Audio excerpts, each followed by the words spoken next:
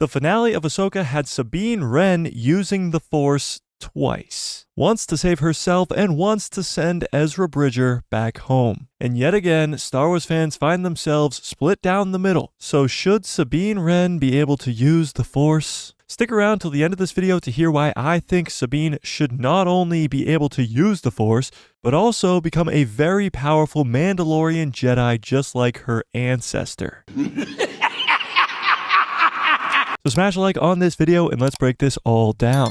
It seems like this scene didn't bother many fans. However, this angered many Star Wars fans, beginning yet another war in the fandom, whether or not Sabine Wren should be able to use the Force. A lot of people think Sabine pushing Ezra Bridger to the Chimera should have been impossible, and I'm here to tell you, you're wrong.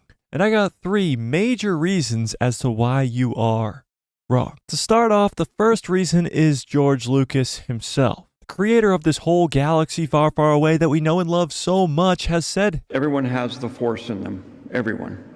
Meaning that with the right amount of training, anyone in Star Wars from Watto to Jabba the Hutt could be Force sensitive. And that's coming from the man, the myth, the legend himself, George Lucas. The second reason is Sabine's training. Now, not only do we see Sabine training and learning multiple times from Ahsoka Tano in the Ahsoka show itself, there is also implied training off-screen. In between Star Wars Rebels and the Ahsoka show, at some point, Ahsoka took Sabine on as her apprentice. This training came to an end after the Night of 1,000 Tears, which is when the Empire came in and destroyed all of Mandalore, because Sabine's family died in that horrific event. And after the Night of 1,000 Tears, Sabine began to train for all the wrong reasons. Ahsoka actually had to stop Sabine's training because she worried that she would fall to the dark side. We've also seen Sabine Wren train all the way back in Star Wars Rebels almost 15 years before the Ahsoka show with Jedi Master Kanan Jarrus. He trains Sabine to wield the Darksaber, and now we've seen how hard it is to wield that Darksaber with Din Djarin in The Mandalorian. So Sabine has been training on and off with different Jedi Masters for almost 15 years. But if that's not enough for you, the third reason that Sabine should be able to use the Force is her ancestor. Sabine is from the clan Wren, which is from the House of Vizsla. Now, there's only ever been one Jedi Mandalorian whose name is Tarre Vizsla.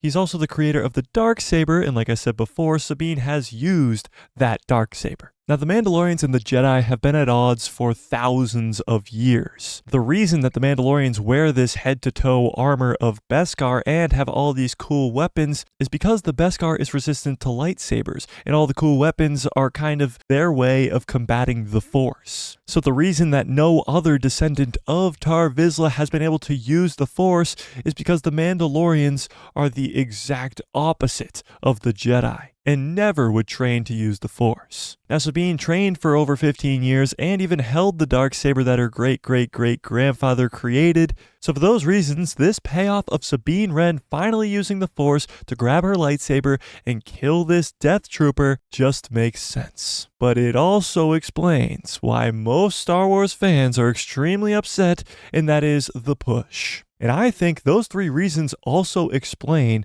why Sabine is able to push Ezra to the Chimera. Being trained for all those years helped, but I think being a descendant of Tarre Vizsla is way more important than people think. The only other Jedi Mandalorian, being able to use the Force goes against everything that the Mandalorians learn. And that's why it was so hard and took so long for Sabine to actually use the Force for the first time. But as soon as she did, it was like the floodgates had opened.